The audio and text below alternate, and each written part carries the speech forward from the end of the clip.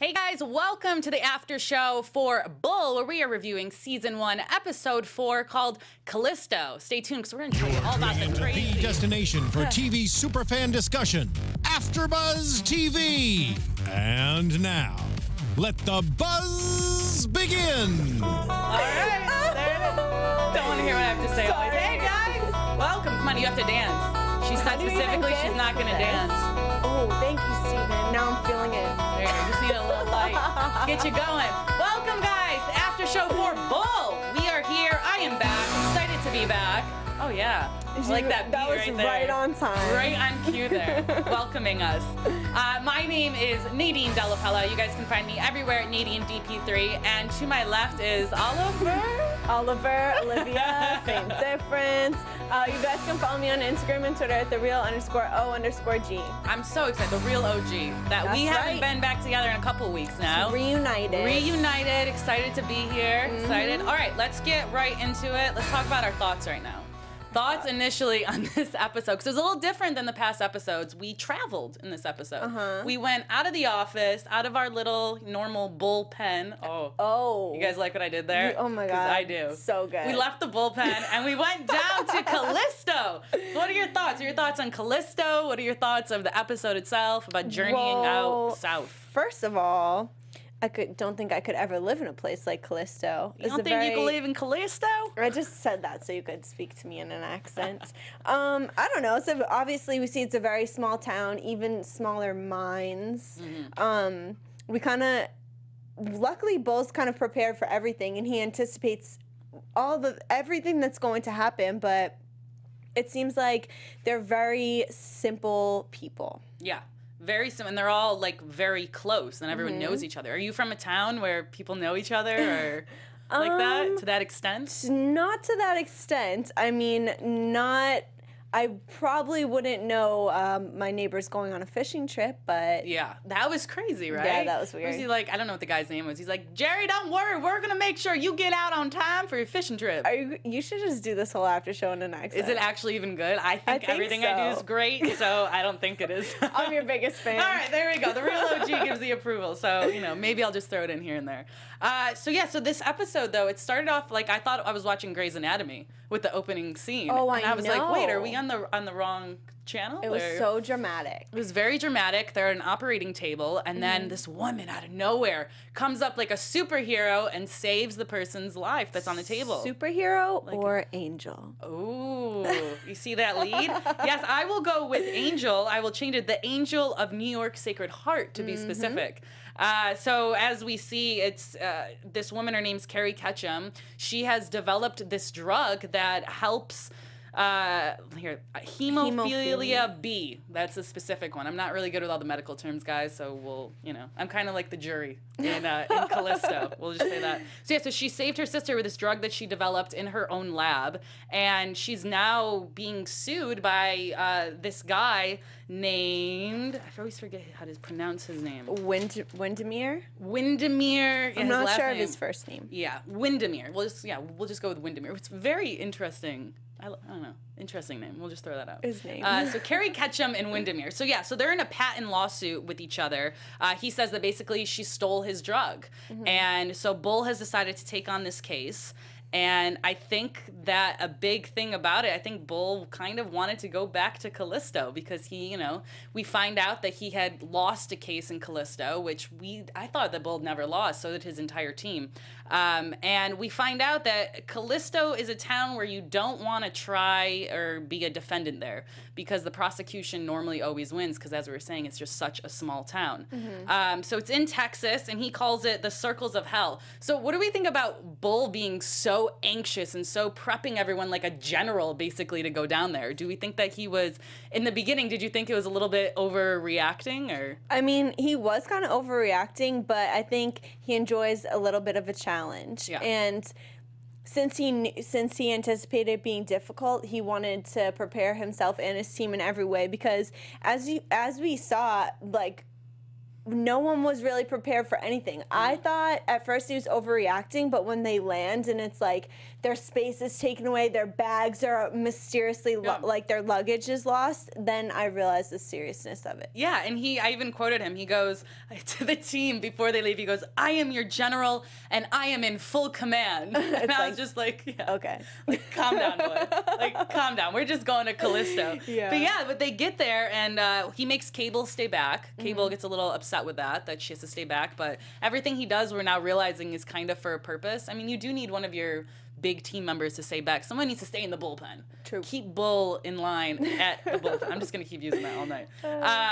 So yeah, like you said, like they lost their hotel room, lost their bags, and then all of a sudden this Merrill Devers, who's Bull's local friend, we find out, who's actually also the attorney. He's just this dude in town who, at first, before we realize that he's like the attorney for the case, he's like prom king, handyman. He's like he superstar wears all athlete. kinds of hats. Yeah, all kinds of hats, and like everyone in town loves him and knows him. So it's a smart decision that Bull decides to make him the attorney. But we find out that he's never even tried a case in front of a jury. Like, you're really gonna put all your eggs in him and one basket with him? But I wasn't really worried because first of all, I have so much faith in Bull. Like I feel like he knows it all. But it seems like I figured that they were gonna kind of prep him and just tell him everything to say, which they pretty much did. Yeah. So though he's the attorney, he's a person standing there. Like it's not necessarily his mind and his like approach to the case. It's kind of just the body that's there. Yeah, he's literally the body, the robot for them. The puppet, I guess. He's a funny puppet though. All his little one-liners, we'll get into those later. But he was because he knows how to work a crowd. He knows the crowd. He's like helped the crowd fix like fences and stuff like that.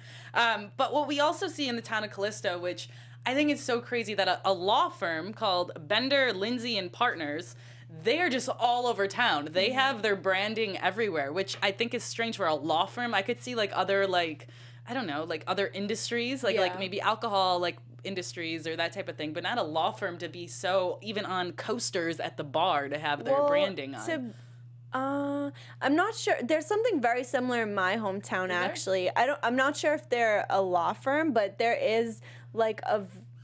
is one company, and it's not like it's like this big like brand name. They're just like local people, and they have like a t-ball team named after them, fields named after them. Yeah, it's kind of weird. So you are from a small town, kind of. I mean, I suppose. Yeah, there you go. The truth comes out. But I just thought that was just hilarious. Everywhere you see the sign, and then we meet Diana Lindsay, and she is the lead prosecutor. And we find out that there's like a little thing, a little naughty that may have been happening between her and Bull down there back in the past.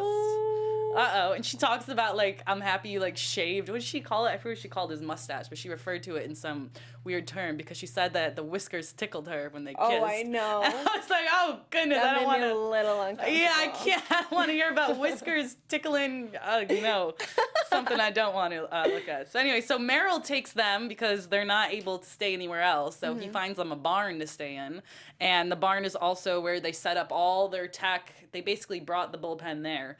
And they start looking for bugs and everyone's like, why? Do you really think like that? Is this how bad the prosecution is? And Bill's like, yes, please just believe in me. And what he said prior to them leaving too, he's like, I'm going to tell you guys to do things. I'm going to say things. I'm not going to have time to explain it. So just go with it. And I think in the beginning they were hesitant, but then slowly they're like, okay, yeah, we're just going to listen to you. Yeah, I mean, as more and more things kept happening, it was pretty obvious that this was just out of their control. Yeah. And it's kind of like, do you think something like this could really happen? Like, for that to be so corrupt, it's kind of, I don't know, it's scary. Like, what if you were the person that was being tried in this case and all that you just don't have a standing chance? Now everyone has a team like Bull's team to back them up. Yeah, no, that's completely valid, and it's Bull has been there before, and luckily he knows what to do. But you're right, no one kind of would stand a chance. I also think it's interesting that this one little small town is just known for like patent cases and stuff. Yeah. Like, why are patent cases just so prone there. I But don't why know. I don't know if I missed something, but why is it she's trying to make this drug like nationwide? Why is this case only in Texas? Well, it's because of where she decided. There was like 6 or 7 states where she decided she wanted to start distributing into. Yeah. And that fell into the jurisdiction of those states, and they're the ones that picked it up, basically. Oh. So because she wanted to distribute in Texas and like 2 other states surrounding it, they're like, okay, well, we'll just try this in Callisto. And I think because they have a well-known reputation, they got it for whatever reason. Oh. I know they explain all this like fine detail stuff so quickly. Yeah, well, it's a very that short it's episode. So short and so hard, especially because they're throwing out medical terms on top of like Legal terms. I'm like in the dark. No, I'm watching a television show to like rest my mind. I feel like the jury. Like, just explain it to me in like apples and flour like terms. that, yeah. Just simplify it for exactly me. in food. If you talk about all this in food to me, I am A game. Food Network is my favorite channel. Let's just throw that out there. So Winmere, the guy who's filed the lawsuit, he says that he invented the drug, that he was the one that did this, and we find out that Cable, doing all her little research and work, find out that Carrie actually had lied, sort of, to Bull, which you never want the person you're defending to lie to you or keep secrets from your legal team. I don't know why you would do that. Like, Right. you want to have the best, like if I was like someone if I was the defendant, I would tell my legal team everything. Like, you have to. Well, it's necessary. Because the prosecution's going to find everything you're hiding. Like, let's be real. Like, we've all watched enough TV. They Well, find if it. you if you want help with something, you have to anticipate all the little holes in the whole situation. Exactly. So there's no point in hiding it. But basically what we find out is that back in the late 90s at Hudson University, her little sister was actually in Winmere's study. So, and she has access to all of his material. So she actually knew everything about this drug, how it was put together. It wasn't that she just randomly created something that was Right. similar. Is she exactly knew what this drug was. So Cable obviously uncovers this, and Bull and the team have to confront her. And she basically just gets defensive, and kind of what her defense says is basically he's doing it for the money, and he's been sitting on this for so many years. I'm trying to help my sister and everyone else that's affected by this. So I'm doing it for the right reasons. And her statement right there is just like done. Like, the jury's going to kind of love you for that. Yeah. Or I felt, at least. Well, I mean, I definitely felt for her, and it's like unfortunate that situations like this are a reality, that sometimes money has power over money takes priority in most people's minds. But since, I mean, I don't want to bring this up now, but it's just like the fact that all Lindsay said was, you know me, I'm on his side. Like, Yeah. do what you gotta do. It's like that really speaks to the dynamic of that town and of the court. Yeah, and speaking of that, we get into the courtroom, and it's just them trying to pick the jury was one of the funniest things I've ever seen in my life. Right. Because they start off, okay, like whatever, and then we see Merrill, he's like talking to the jurors. Like, you realize that everybody really knows each other. They're like friends, like really friendly with each other. But what happens is they're interrupted by a tornado warning. And all of a sudden the big siren goes on, and the judge is like, oh, okay, instead of recessing and being like, okay, we'll pick this up, he just randomly picks like 4 people from And the it's town like, that he knows. can you do that? You can't do that. I don't know if you can do that. I mean, he's technically the judge, and legally the judge who's overseeing all this. Although, like, there's definitely a judge and there's definitely someone in charge, but isn't there like protocol? Like, don't you have to like follow certain rules? I would think so, but I mean, I guess it's not until you bring someone else of a higher power down there to kind of like make sure things are going straight. You know what I mean? The funny part was that Bull was just like rolling with this whole entire situation. The judge was calling the shots, even right from the beginning. Like, what's the security? Is it bailiff? The bailiff, yeah. The bailiff. Okay. So he was, giving the whole spiel in the beginning, and he was just like, all right, enough. A storm's coming. Like, let's get this show on the road. And right from the jump, I knew that it was going to be like kind of a corrupt situation. Yeah, And like, he just had complete control over everything that was happening in the court. Even when they tried to bring in like a mock jury, he just kicked them out. Yeah, and that it's like, was can you crazy. do that?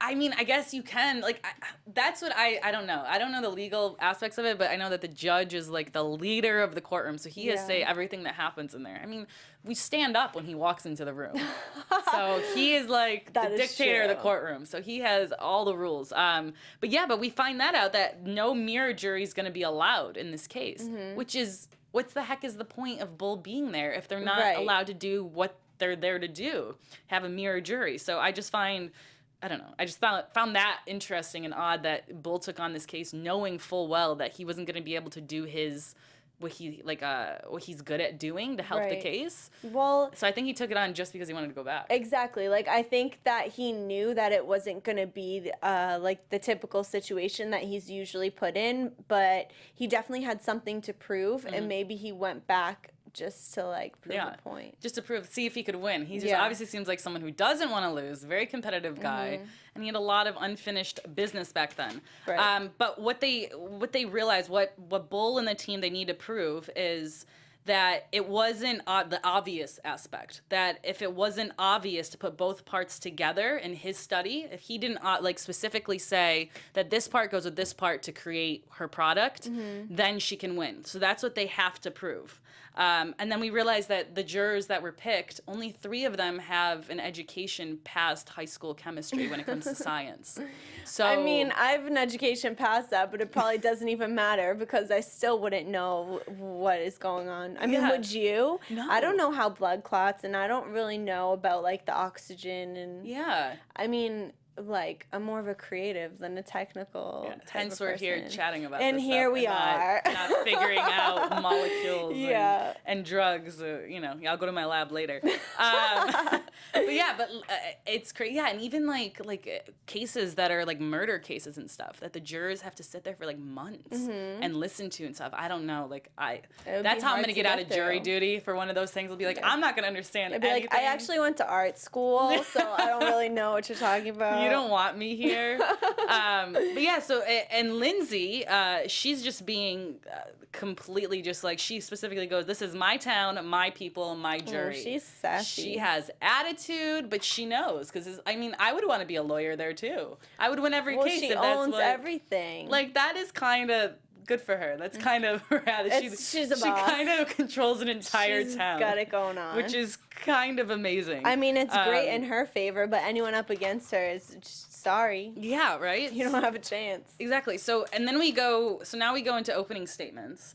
And basically, Lindsay's whole statement is that she was a thief. She stole, it's simply put, like, it was like one sentence opening statements for both of these guys. Yeah. Right? It was that Carrie was a thief and stole the products, and that was it. But they have to put it in like the relevant, simplest terms. Didn't she use the example of like a tractor or something? Yeah, she used the example of a truck. She was like, if your truck is, that's what's funny though, is that they like, they related to all of us. It's like it's like a word problem in like kindergarten. If you have a truck and someone takes it and it goes missing, it's like they can't understand the concept of like theft. Like, yeah, you're explaining what theft is. So yeah, she goes, if you take a truck, someone takes it, it's still your truck. And that's basically it. So then Meryl comes up and goes, okay, but if next to the truck, if I'm your neighbor, and next to your truck, I see a garden hose, and then I decide to put a garden hose onto a truck, and then I go around town and I call it a fire truck and I save lives, I'm a hero. And that's what he says. But good for him, because that makes perfect sense. Like, you go, Meryl. Like, that is amazing. Like, that's how both their opening statements. I love it. I love this town. It's wonderful. And then there was another analogy that they use about a toaster and a clock when they were talking later on. We're just talking about the funny analogies. Basically, like, there was the toaster that was invented, and then there was a clock, and then someone mashed those two together, but they were never saying that. I know, right? And then you had the toaster with a timer on it. Oh my God. Unbelievable. Wait, just a little side note. Yeah. Did you ever see that meme of the knob on the side of the toaster, and it's like, my whole life, I thought that knob was like determine the darkness of your toast, and a lot of people thought that too. But like, did you know it was for time? Yes, it was for time. You never saw that. Remind me to show you when we leave, because How do you want your toast? 3 darkness. 5. Yeah, that's level like 3. If it was a 3, it would be like kind of soft, like not too crunchy, but like 7, we're talking like some black toast, like some burnt toast. Do you realize you made that so much more complicated for yourself your entire life? But I'm not, the fact that there's a meme about it means that I'm not the only one that thought this. You guys are all from Callisto. It's okay. I know. The truth comes Apparently out. this like analogy would not make sense for me, but whatever. Yeah, it's fine. That's funny. No, I need to see that. We'll see that, and we'll share it. We'll share it in the comments, guys. Yes. We'll show it all to you. And so what they do too. So what Bull decides to do is Danny has been missing from this entire episode. She's involved with the whole. She does a lot with audio and stuff, and trying to get audio files and figure stuff out for the team. So she was on assignment, and all of a sudden they're eating at this restaurant, which seems like the only restaurant in town. Oh yeah, I bet it's right next to the courthouse. And she's a nice little waitress with the entire accent, and she has the whole get up, the plaid shirt, and the tummy showing.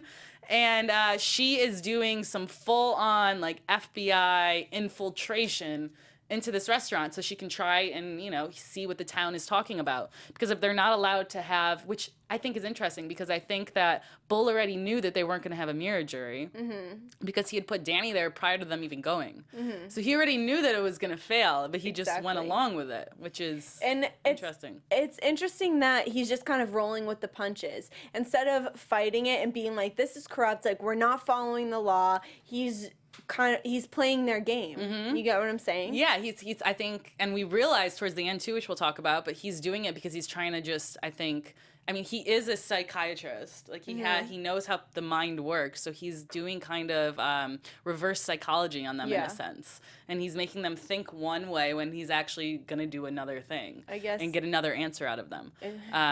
So Danny basically, as she's serving all these jurors who have lunch there, and they're talking openly about the case. Which is definitely not legal either. None of this is legal. None of this makes sense. I feel like this is a town that's just like doesn't follow the Constitution. Right. Like they have their own Constitution of life. They are like a separate entity. They don't apply. They're separate from the rest of the country. The rules don't apply to them, apparently. Yeah, they're their own little zone of world there. I don't know.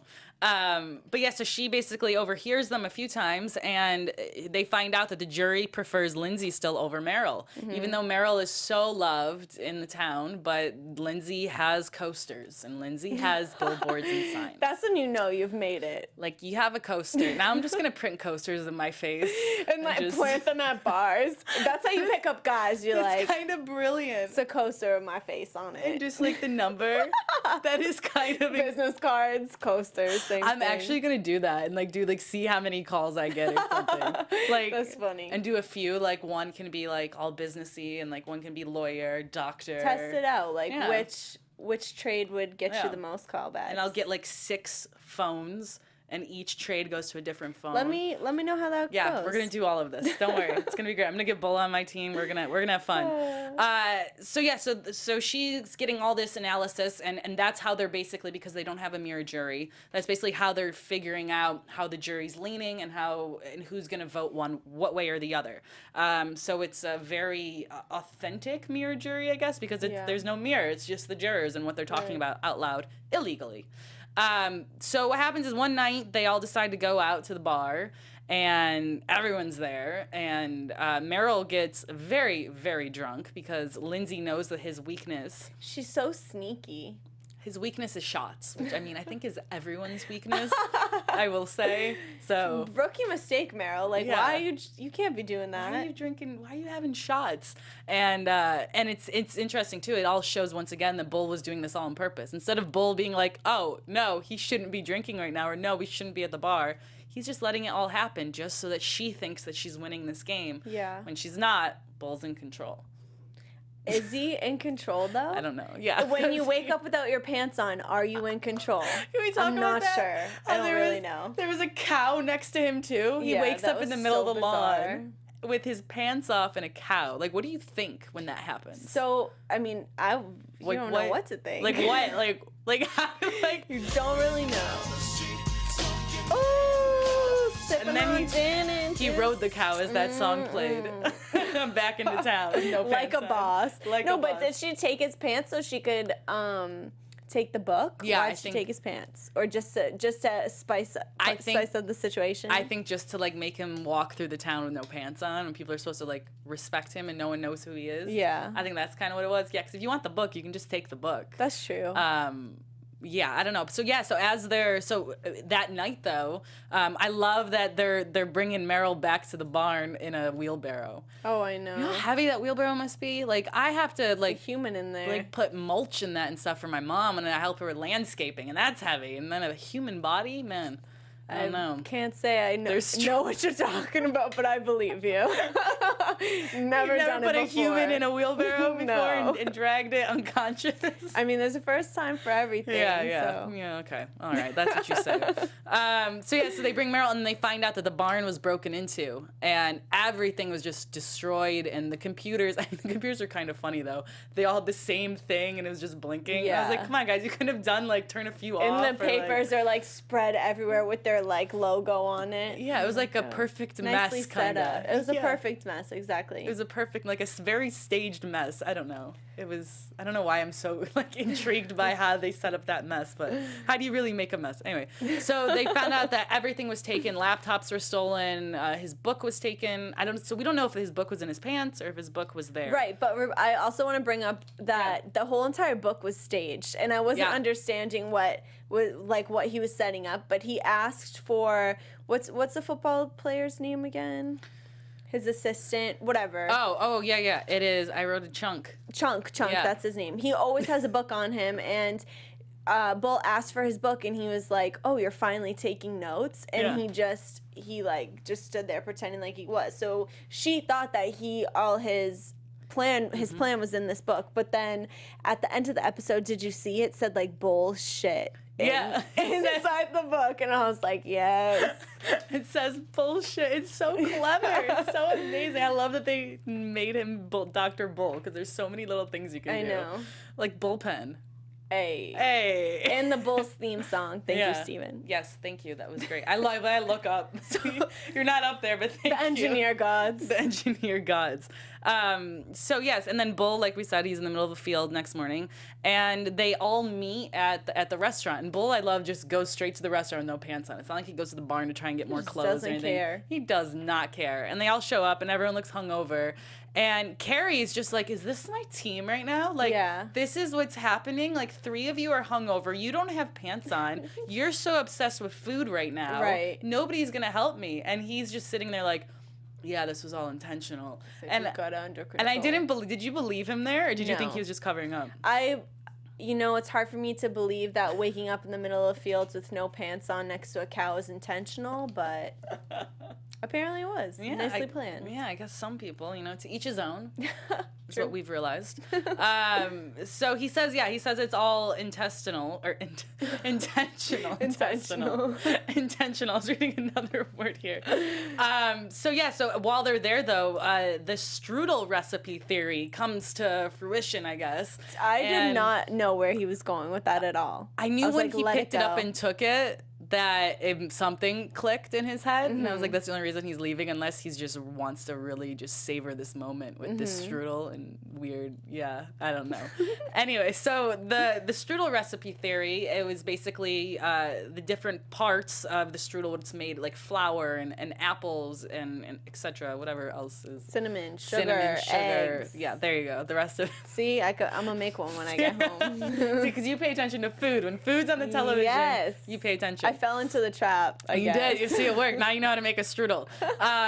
So basically, the theory is that that the original doctor, he wanted to save money, whereas Carrie wanted to save lives. So he wanted to just give the minimal amount out of this product, or not really work on it and couldn't really figure it out, where it would help people, but just for a short amount of time, not for a long period of time. And what she did is she made something where it'll help you for a year, so you don't have to constantly be getting this injected into you.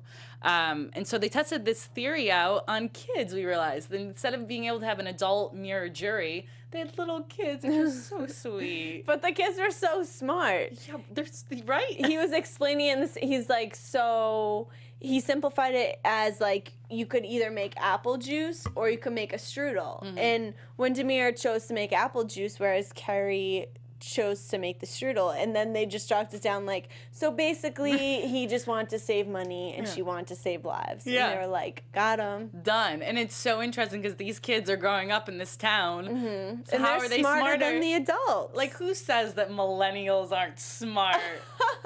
Come on. Right? Yeah, we're smarter than Gen X, Gen Y, and... Oh, killing it.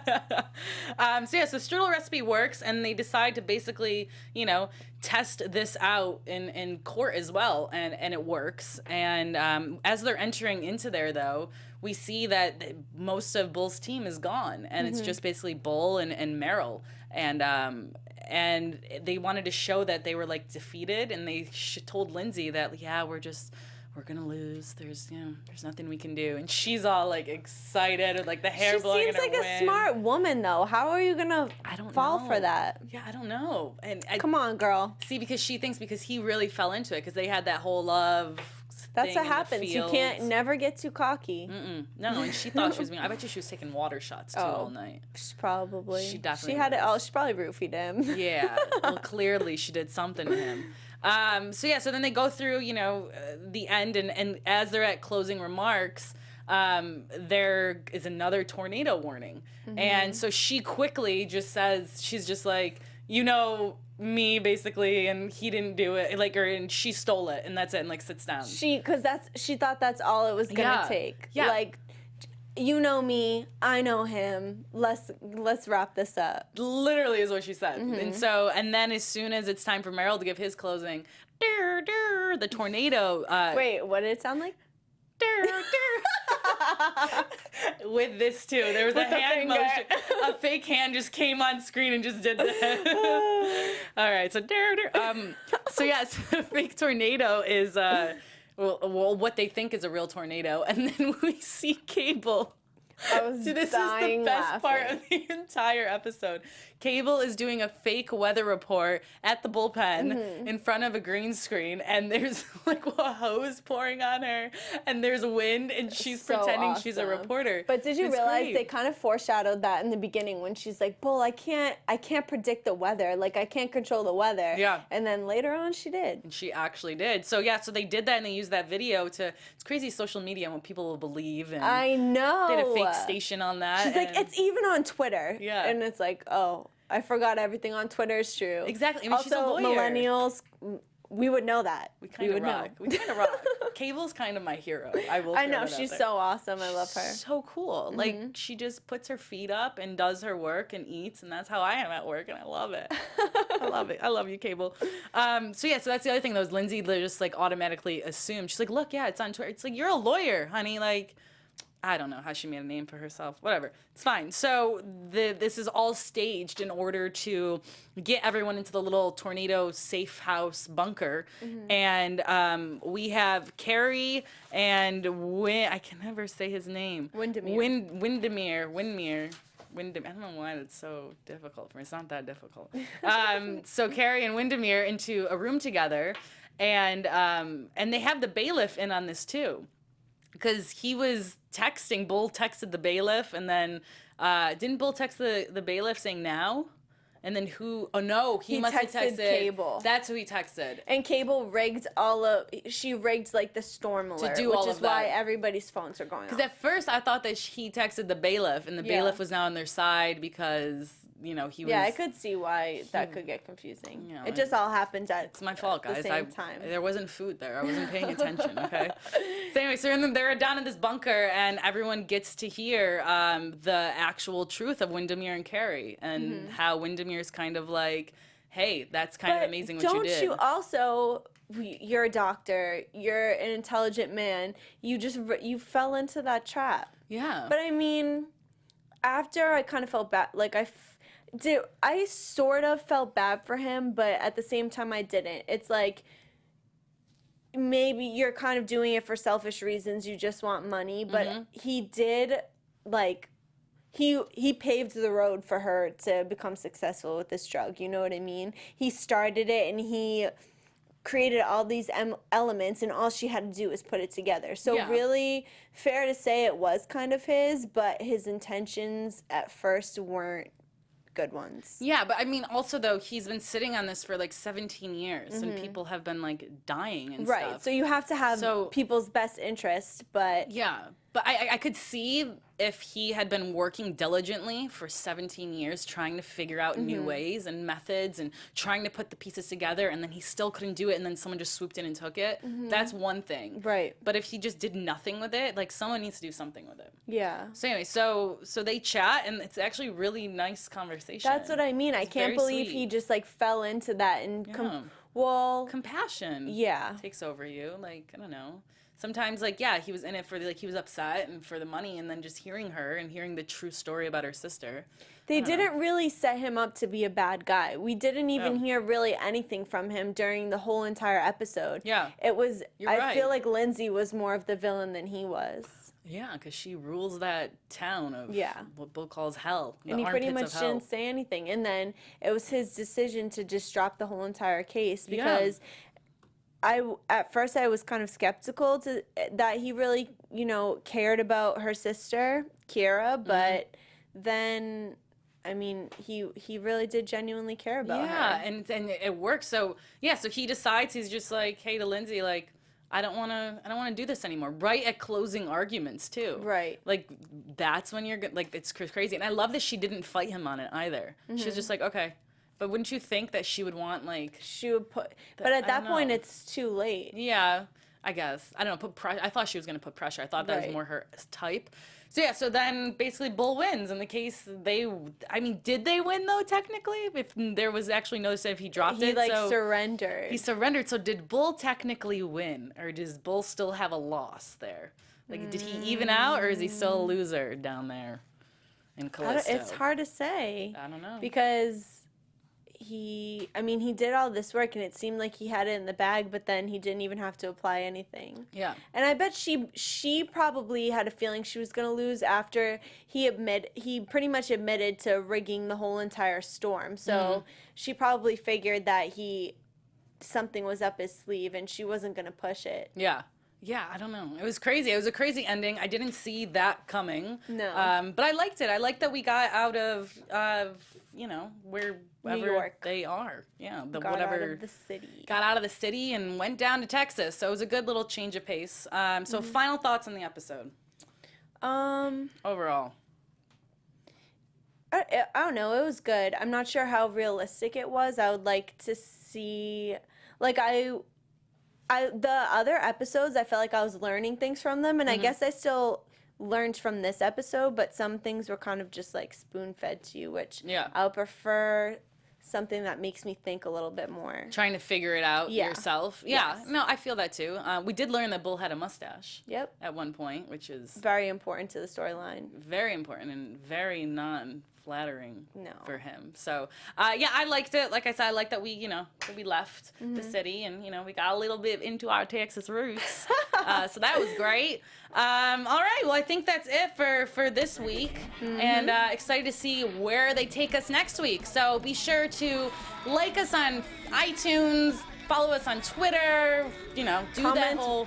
on our shenanigans. YouTube. Yeah, comment on our YouTube accounts. Give us Tweet 5 at stars me. on iTunes as well. Yeah, tweet at us, The Real OG, and at Nadine DP and the number 3. All right, we'll see you guys next week. See ya. From executive producers Maria Menounos, Kevin Undergaro, Phil Svitek, and the entire AfterBuzz TV staff, we would like to thank you for listening to the AfterBuzz TV network. To watch or listen to other after shows and post comments or questions, be sure to visit AfterBuzzTV.com. I'm Sir Richard Wentworth, and this has been a presentation of AfterBuzz TV. Buzz you later. The views expressed herein are those of the hosts only and do not necessarily reflect the views of AfterBuzz TV or its owners or principals.